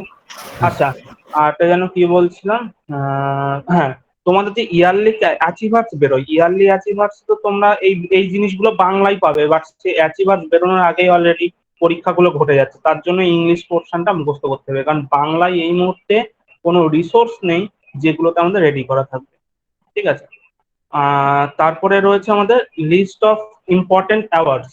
এই ইম্পর্টেন্ট অ্যাওয়ার্ডস এর মধ্যে প্রচুর আছে, সব করতে হবে না, আমি এখান থেকে মার্ক করে দেবো তোমাদের ক্লাসে ক্লাসে। ঠিক আছে, নাজিরা আজকে তোমাদের রাতের ক্লাস রয়েছে, সন্ধ্যেবেলার ক্লাসে তোমাদের তো ম্যাথ করাবো, সঙ্গে হচ্ছে এইগুলো কোনটা কোনটা তোমরা পড়বে এগুলোকে আমি মার্ক করে দেবো, করে ভিডিও রেকর্ডিং করা থাকবে, তোমরা জাস্ট ওটাকে রেকর্ডিং থেকে একবার দেখে নেবে। ঠিক আছে, এটা ওকে স্যার। হ্যাঁ। আর কাজরির সঙ্গে কথা হয়েছে? রাত সন্ধ্যেবেলা 6:30 ক্লাস রয়েছে, হ্যাঁ? কাজরি তো কোনো না রিপ্লাই দিল স্যার, না। কথা তো হয়ে ওঠেনি। আচ্ছা আমার ঠিক তো আছে। সারাদিনে আজকে আমি ল্যাপটপের সামনে কাটিয়ে দিয়েছি, আমার ওর সাথে একবারও ফোন করা হয়নি। আচ্ছা, তো ঠিক আছে, দেখি ওর সঙ্গে কথা বলে নেবো। আচ্ছা, এবার আসছে বুকস অ্যান্ড অথর। এই বুকস অ্যান্ড অথরের কোনো সিলেবাস শর্ট করা যাবে না, কারণ এরা বুকস অ্যান্ড অথর আননেসেসারি দেয়, যেগুলো তোমার মনে হবে এটা ইম্পর্টেন্ট না, ও সেগুলোই দিয়ে দেবে। এই জন্য বুকস অ্যান্ড অথরকে কেউ মানে এক্সপেরিমেন্ট করতে যাবে না, মোটামুটি অল্প অল্প অল্প করে পড়ে মুখস্থ করে ফেলবে। বুকস অ্যান্ড অথরে কোনো এক্সপেরিমেন্ট করবে না। 18 আর 19-এ কিন্তু বুকস অ্যান্ড অথর সেই লেভেলের কঠিন দিয়েছে। ঠিক আছে, মানে যেগুলো এক্সপেরিমেন্ট করে স্যার করা হয়েছিল। হ্যাঁ মিসলেনিয়াসে খুব বাজে বাজে দিয়েছিল। হ্যাঁ, ওই জন্য বলছি বুকস অ্যান্ড অথরে কেউ এক্সপেরিমেন্ট করবো না, আমিও করবো না, তোমাদেরকে বলবো তোমরা পড়ো, কষ্ট করে হলেও সব পড়ো। এখানে ছোট ইয়ে করা যাবে না, এখানে তোমার এই মুহূর্তে সব দেওয়া নেই। ঠিক আছে, জানুয়ারি মানে আপ টু এপ্রিল পর্যন্ত দেওয়া রয়েছে। মে মাসের কারেন্ট অ্যাফেয়ার্সে তোমাদের যে কারেন্ট অ্যাফেয়ার্সটা দিয়ে দিয়েছি স্বপ্ন.in-এ, ওখানে মে মাসের তোমরা বুকস অ্যান্ড অথর গুলো পেয়ে যাচ্ছ। আপাতত আগস্টের জন্য তোমরা জুলাই মাসের কারেন্ট অ্যাফেয়ার্স পর্যন্ত বুকস অ্যান্ড অথর পড়বে। আর যদি কোনো আগস্টে কোনো ইম্পর্টেন্ট কোনো রাইটারের কিছু বেরোয়, যারা ফেমাস রাইটার, তার যদি কিছু বেরোয় তার জন্য পড়বে। যদিও 22 তারিখে তো চাপ আছে, কারণ 19-এর আমাদের মেনে আমাদের 19-এ পরীক্ষা হয়েছিল, তোমার হচ্ছে 25 না 26শে জুন পরীক্ষা হয়েছিল। ঠিক আছে, 19-এর মেনটা 2019-এ। তো তোমার হচ্ছে একটা রাইটারের বই বেরিয়েছিল, যেটা হচ্ছে শিখদের ওপরে, বইটার নাম খুনি কিছু একটা নাম ছিল, খুনি শিখ বা এরকম একটা কিছু নাম ছিল বইটার নাম। সে বইটা পাবলিশড হয়েছিল তোমার ওই জুন মাসের ফার্স্ট উইকে। সেই প্রশ্নটা মেনে দিয়েছিল আমাদের ফোর্থ পেপারে, ভাবতে পারো, ফোর্থ পেপারে ওই প্রশ্নটা দিয়েছিল, যেটা ওই মাসেরই বইটা পাবলিশ হয়েছিল। তো সেই জন্য রিস্ক নেওয়া যাবে। কি বলছে বুকস অ্যান্ড অথর থেকে গেল। বুকস অ্যান্ড রিলিজ 2020-ও কিছু ইম্পর্টেন্ট দিয়েছে, এখানে শুধুমাত্র তোমরা ওই এখান থেকে তোমার হচ্ছে বেছে বেছে খানিকটা করা যাবে, কারণ এটা আমার 1 বছর আগের জিনিস গেল। এইবার আসছি তোমাদের ইংলিশের টপিকটাতে। তোমাদের ইংলিশের যে ওয়ান ওয়ার্ড সাবস্টিটিউট যেটা দিয়েছি, সেখান থেকে এই ম্যানিয়া গুলো সব করে ফেলবে, যেগুলোর আমি বাংলা মানে দিয়েছি, বেকার দরকার নেই, তবুও আমার অনেক কিছু বাংলা মানে দেওয়া রয়েছে, এগুলো ম্যানিয়া গুলো পড়বে, চার্ট করে দিয়েছি। ফোবিয়া গুলো পড়ে নেবে, ফোবিয়া সবই পড়তে হবে। কিলিং গুলো থেকে আমি বাকি কিলিং গুলো দিইনি, কিন্তু এখানে কিলিং এর মধ্যে থেকে এই কিলিং গুলো বেশি ইম্পর্টেন্ট, যেগুলো পরীক্ষায় আছে, এই যেমন প্যাট্রিসাইড, বেজিসাইড, সুইসাইড, উকজোরিসাইড, জেনোসাইড, তারপরে হচ্ছে তোমার এইগুলো এইগুলো হচ্ছে পরীক্ষায় খুব এসেছে প্রিভিয়াস ইয়ারের এক্সাম গুলো, ভালো করে এগুলো পড়বে। তারপর হচ্ছে ক্রেসি গুলো, মানে government rule, aristocracy, autocracy, plutocracy, anarchy, monarchy, এগুলো তো খুব কমন প্রশ্ন। এইগুলো aristocracy, autocracy, plutocracy, anarchy, monarchy, oligarchy, এগুলো পরীক্ষাতে আসা খুব কমন হচ্ছে ওয়ান ওয়ার্ড সাবস্টিটিউট। ঠিক আছে, সঙ্গে এগুলো কিন্তু not only one word substitute, এগুলোকে কিন্তু তোমরা সিনোনিম অ্যান্টোনিম হিসেবেও কিন্তু ভাবতে পারো, এগুলো কিন্তু তোমরা সিনোনিম অ্যান্টোনিম হিসেবেও কিন্তু ভেবে নিতে পারো। ঠিক আছে, ডক্টরস এর আমি আর কোনো বাংলা দিইনি, কারণ ডক্টরস এর এই যে আমার এখানে skin, heart, old age, eye, এগুলোর মানে করার দরকার নেই, এগুলোর ইয়েগুলো মুখস্থ করে নেবে স্পেশালিস্ট, অ্যাকচুয়ালি এগুলো স্পেশালিস্টের উপরে আসে। তারপর হচ্ছে সায়েন্স অ্যান্ড সাবজেক্ট, তোমরা এই দুটোর মধ্যে যে কোনো একটা পড়বে। সায়েন্স সাবজেক্ট মুখস্থ করলে আমাদের এই ম্যাটার গুলো চলে আসবে, যার মধ্যে লেক্সিকোগ্রাফারটা পরীক্ষায় খুব এসেছে। এথনোলজি পরীক্ষায় খুব দিয়েছে। তারপরে তোমার হচ্ছে প্যালিওন্টোলজি পরীক্ষায় এসছে। তারপরে ইটিমোলজি পরীক্ষায় তো খুব দেয়, এন্টোমোলজি দেয়, ঠিক আছে, অ্যাস্ট্রোনমি দেয়। এই যে খুব কমন কিছু কিছু আমাদের কিন্তু সায়েন্টিফিক ম্যাটার রয়েছে। তারপরে এখান থেকে কার্টোগ্রাফি, এটা তো পরীক্ষার বিসিএস এ খুব থাকে। তারপরে আছে প্রফেশন, প্রফেশনের মধ্যে গেলে কে কোন প্রফেশনের সঙ্গে নিযুক্ত সেটা গুলো দেওয়া রয়েছে। যেমন আর্কিটেক্ট দেয়, এই যেগুলো আমাদের আনইম্পর্টেন্ট, চৌফার। ড্রাইভার কাকে বলে? যে অ্যাকচুয়ালি ড্রাইভ করছে, কিন্তু পার্টিকুলার যদি মোটর কার ড্রাইভ করে তাকে আমরা ড্রাইভার বলি না, তাকে আমরা চকিয়ার বলি। কয়লা খনির মজুরকে আমরা কুলিয়ার বলি। কিউরেটর কাকে বলা হয়? কিউরেটর মানে হচ্ছে কোনো মিউজিয়ামে যেটা থাকে। আর কিউরেটর শব্দটা তোমরা ফেলুদা এবং ফেলুদার গল্পে খুব পাবে এই কিউরেটর শব্দটা, ঠিক আছে। তারপরে আসছি তোমার হচ্ছে ফেরিয়ার। ফেরিয়ার মানে কি বলছে? ওই ঘোড়ার যে নাল বানায় না, তাদেরকে বলা হয় ফেরিয়ার, ঘোড়ার যে নাল প্রস্তুত করে, ঠিক আছে। তারপরে তোমার বলছে যে ফুটার আর হচ্ছে যে ফল বিক্রেতা। গ্লেজার মানে কি? গ্লেজার মানে যে জানলার কাঁচ ফাঁচ যারা লাগায় তাদেরকে বলা হয় গ্লেজার, ঠিক আছে।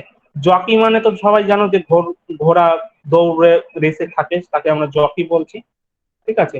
পয়েন্ট ব্রোকার মানে হচ্ছে যে সুদখোর, যে লোকগুলো সুদ দেয়, অ্যাকচুয়ালি সুদখোর না, সুদ দেয় যারা, তারা। আর টিঙ্কার, টিঙ্কার মানে হচ্ছে কুমোর, এটা পরীক্ষায় খুব দেয়। ইউজুরার, ইউজুরার মানে হচ্ছে ঋণ গ্রহীতা, যে অন্যের কাছ থেকে সবসময় ঋণ নেয়। আর তারপরে আসছে হচ্ছে ট্রেডস। ট্রেডস মানে কি? মানুষের অ্যাক্টিভিটিস এর উপর বেস করে কেমন ধরনের মানুষ তার উপরে। যেমন এই এক্সট্রোভার্ট, ইন্ট্রোভার্ট, ইম্পেচুয়াস, তারপরে তোমার মিসানথ্রপ, যেগুলো খুব ইম্পর্টেন্ট, আমি এখানে মার্ক করে দিচ্ছি, এগুলোকে ভালো করে পড়বে। তারপরে ইগোসেন্ট্রিক, গ্রিগারিয়াস, স্টোইক, অ্যাথেইস্ট, ক্যাথলিকটার দাগ পড়ে গেল, ক্যাথলিকটা আমি দেখাইনি, অ্যাথেইস্ট, ফিলিস্টাইন, তারপরে কনৈশিয়র। কনৈশিয়রকে বলছে শিল্পে সমজদার, ঠিক আছে।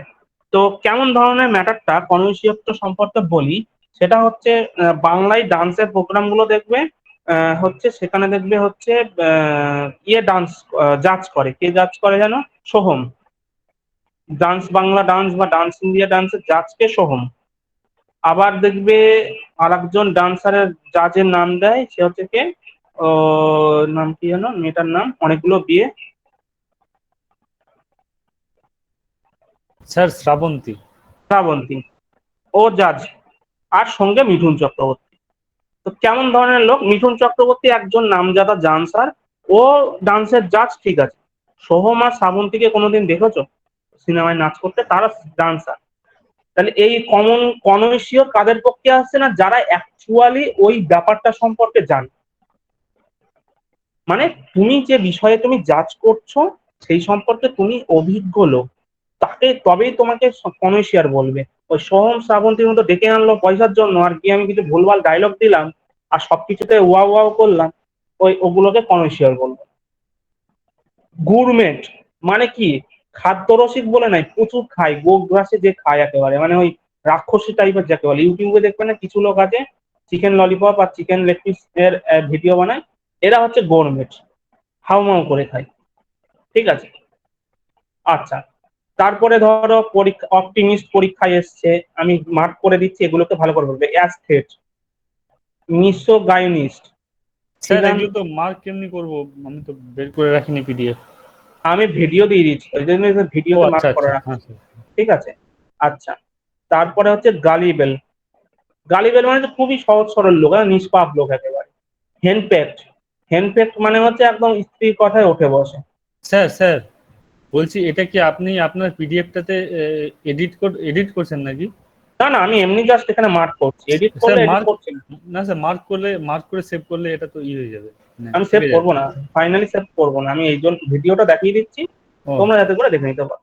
গারুলাসের পরীক্ষায় ওয়ান ওয়ার্ড দেয়, এই সরি সিনোনিম দেয়। গারুলাসের হচ্ছে তোমার ইয়ে দিয়ে দেয়, কি বলে, সিনোনিম দেয়, ঠিক আছে। গারুলাস মানে হচ্ছে টকেটিভ, যে বেশি বক বক বক বক করে অকারণে। সিনোনিমে খুব গারুলাস শব্দটা থাকে। তারপরে হচ্ছে অ্যাথেইজম, তারপরে তোমার হেনোথিজম, ঠিক আছে?